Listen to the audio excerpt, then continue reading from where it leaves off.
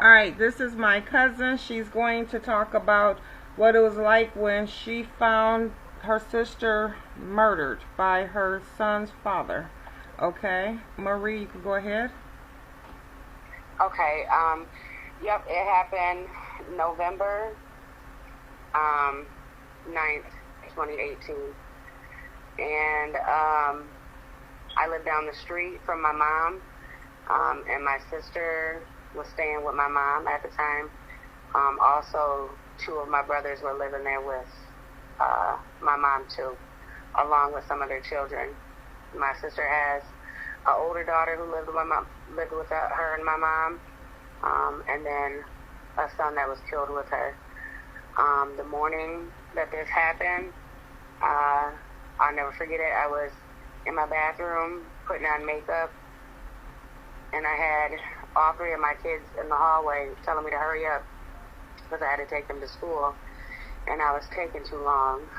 I remember about a couple minutes to 7, I heard a couple gunshots, and I just thought, dang, somebody is shooting at 7 o'clock in the morning.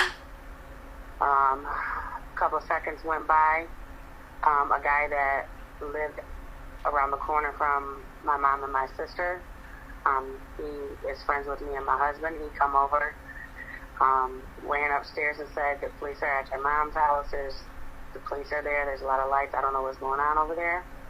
So then my son, who was 16 at the time, I said, call your grandma and see what's going on over there. And when he called my mom's phone, he had her on speaker, and she was screaming, help me, Nick just killed Jelena and baby Nick. And so the gunshots that I heard were the gunshots that were killing my sister and her baby. So I fell all the way down my stairs, and my son went to drive me down the street to my mom's house, which I was just so lost. I couldn't get there fast enough in the car, it seemed like. So I remember jumping out of the car and just running down the street, screaming for my mom and my sister.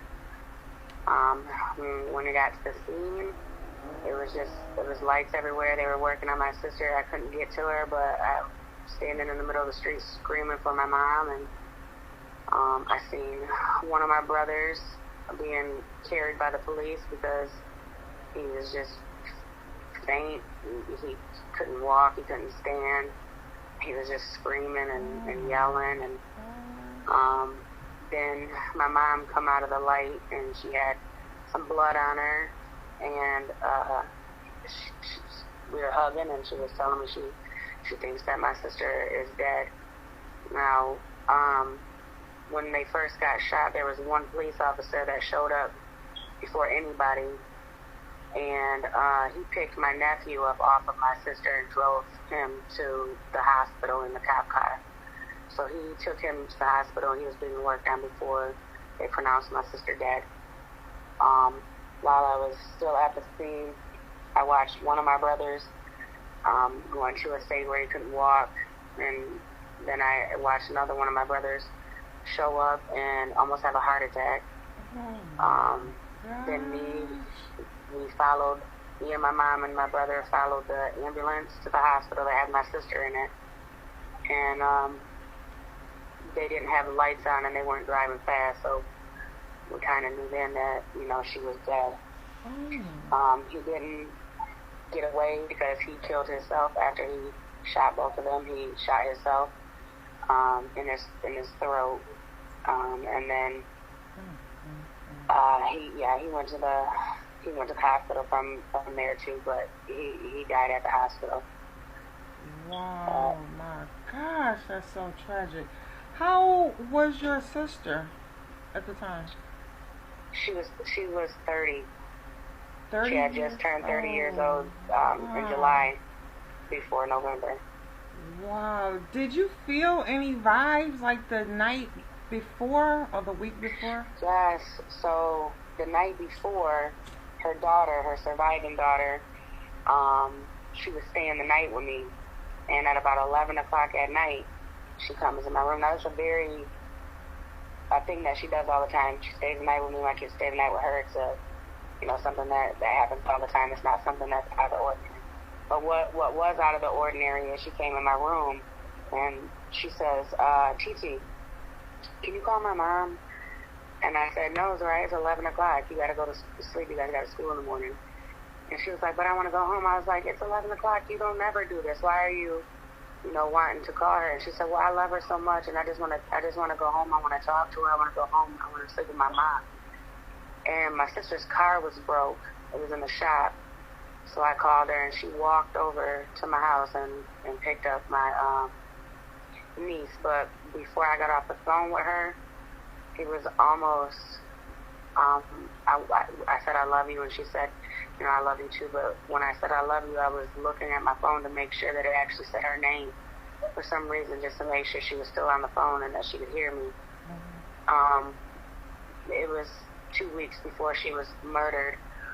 She had expressed to me and my family that she thought that he was going to try to kill her. And she was right. Wow.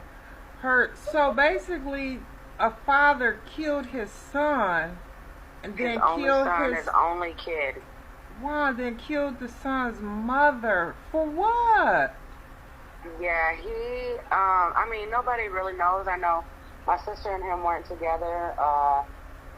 He was doing really bad after they broke up. He just wasn't making enough money. He wasn't, doing good. And he wanted to have another kid with my sister, and she didn't want to. She didn't want to be with him.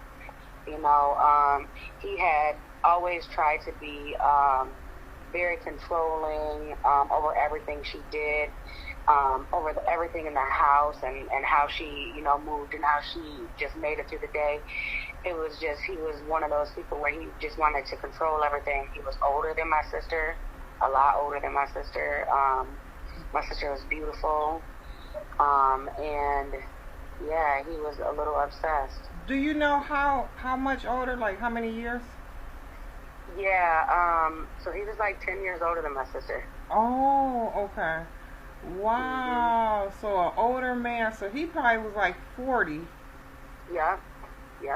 Wow. So did everybody know that he had a gun? No. I hate saying this, but he was, it was hard to believe because he was such a good dad.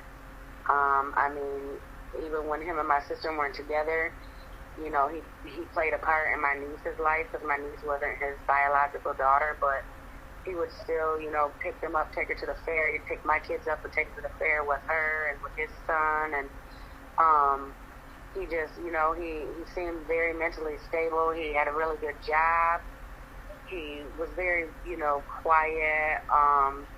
It was very, very surprising because, like I said, it was his only kid, and he had a junior, his son, and he was a good dad at first.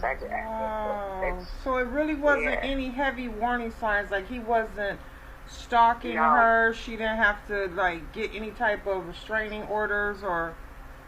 Nope. The only thing he tried to do was he tried to take her to court, for custody, and she went to court and she won. And after that, he was like, wasn't losing his house, and he did lose his house, and he had to move in with his parents. And my sister was doing good. She had her own spot, and she was just moved with my mom, so then that way she was going to get the house next door to my mom. So yeah, we were all thinking he was on drugs or had to be, right, drugs that's what I wanted to drunk. ask next. Yeah. No, he was completely sober. Wow. So you think he just snapped, like mentally insane, Yeah. like somebody could just. Yeah, things weren't going his way.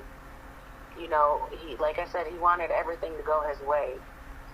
And she was a very independent, very strong woman, and she noticed that very early on. She didn't live with him after she had the baby. She moved out when she was pregnant because she just she wanted to live her life the way she wanted to live it, and she wasn't gonna let anybody tell her what to do, because she has her own mind. And He didn't like that about her. He didn't like how strong she was, how independent, you know, she was. She didn't need